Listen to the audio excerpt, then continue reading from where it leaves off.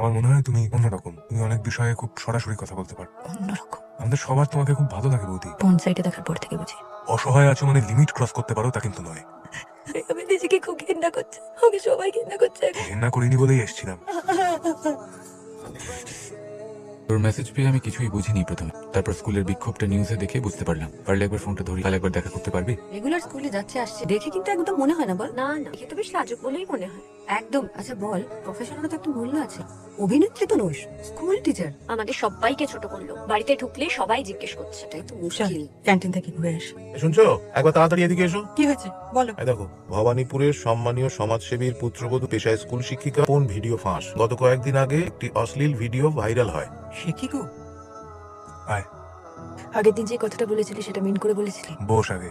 Space লাগা মানে ছেড়ে যাওয়া নয়, সব সম্পর্কে তো একটা স্পেস লাগে, তাই না? দুটো মানুষ আলাদা, তাদের মত আলাদা, একে অন্যকে ভালোবাসলে যে দুজনের মত মিলবে তো কোনো